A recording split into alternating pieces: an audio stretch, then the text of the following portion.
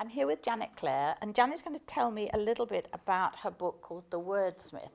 But as I was coming to get the set organised, I turned it over, Janet, and there's some delightful little notes from your boys on the back. They always write the blurbs on my books for me. It's become a tradition now. So the Wordsmith is book 4, so they're getting older, and there actually are proper blurbs now. They tell you what you can find in the book and how fabulous the book is. And how great their mum is. How great their mum is, obviously. Yes. Oh, that's obviously. Sweet. Well, it's a personal thing because they're self-published. You know, I'm in control and they can be how I like. So I try to involve who I know, and my friend Sarah does the photography, my friend Hayley does the graphics, and the boys can write the blurbs for me. Why not? Super. It's good fun. I hadn't noticed that. I'll have to go back through your previous and read them all. See them as the best blurb is on Hearty Good Wishes. Oh, is it? Yes. Okay, I'll bear the that funniest. in mind. Well, the worst book blurb ever, but the funniest book blurb is on Hearty Good Wishes.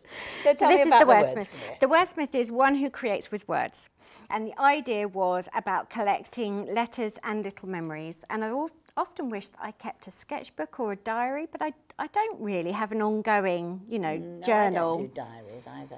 But we do stitch every day. Yes. And I got to think, well, maybe I could stitch the memories and our little anecdotes. And so this is what's built up into the book.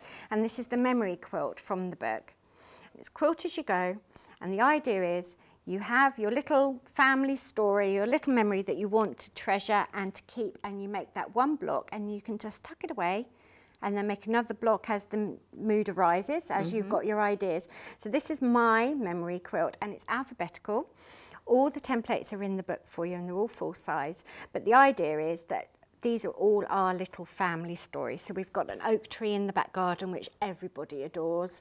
My mum and I went to New York for our 40th and our 60th birthdays. Oh, my gosh. She's a day old, 20 years and a day older than me. So that's, we turned 40 and 60 at the same time, within a day of each other. So that was great fun. Yes.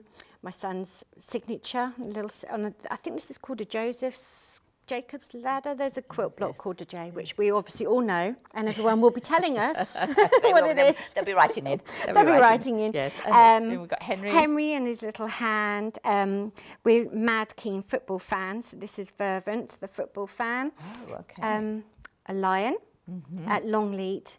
We took the boys to the safari park, and we had to stop in the lion enclosure because a male lion was coming towards the car. And he didn't stop, so we had to stop the car, and he had an itch, and he rubbed his itch on our car.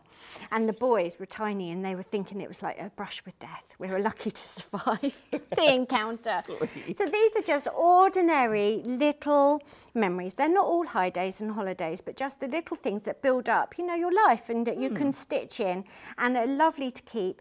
And the idea is that you make your memory quilt, and you can sit under it and you can tell your stories. It's like a little storytelling. A nice comforting thing to pull out. And I think if I've made an heirloom, I think this is it.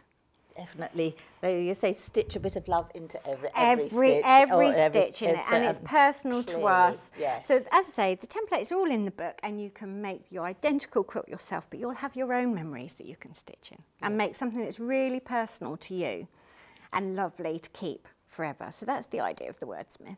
Well, I think it's lovely. It's very inspirational, Thank Janet. you. Thank you for sharing. You're welcome.